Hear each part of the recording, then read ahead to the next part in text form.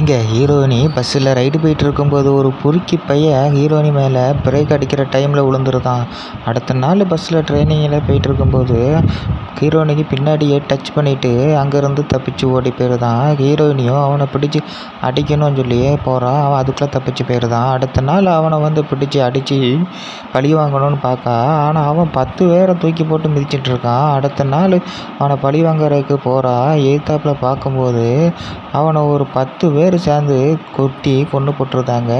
நீ ஆசைப்பட்ட மாதிரியே அது நடந்துருச்சு அப்படின்னு சொல்லி ஃப்ரெண்டு சொல்லையும், அவனை நான் தான் என் கையால் தான் பழி வாங்கணும் அப்படின்னு சொல்லி அவனை ஹாஸ்பிட்டலில் கொண்டு போய் சேர்த்து காப்பாற்றையும் செய்கிறான். ஆனால் வேலைக்கு பார்க்குற இடத்துல போலீஸ்காரன் என் இடத்துலையே போலீஸ்காரனை வர வச்சிட்டியா அப்படின்னு சொல்லி வேலை பார்க்குற இடத்துல இருந்து ஹீரோயினை வேலையிலேருந்து தூக்கிடுதாங்க. இது சம்மந்தமாக போலீஸ்காரங்க விசாரிக்க வரும்போது போலீஸ்காரனுமே ஹீரோயின்கிட்ட தப்பாக நடக்க நாளைக்கு வீட்டுக்கு வா அப்படின்னு சொல்கிறான். அடுத்த நாள் அவள் வீட்டுக்கு போன உடனே பொண்டாட்டி இருக்கும்போது நீ கூப்பிட்டல அப்படின்னு சொல்லி கேட்கும்போது நான் நல்லா இருப்பேன், நீ வீட்டை விட்டு போ, என் பொண்டாட்டி தெரிஞ்சால் பிரச்சனை ஆயிடும் அப்படின்னு சொல்லி அனுப்பி விட்டுதான். அடுத்த நாள் ஹீரோயினியே அவனை பார்த்து பழி வாங்குறக்காண்டி வீட்டை தேடி போகிறா.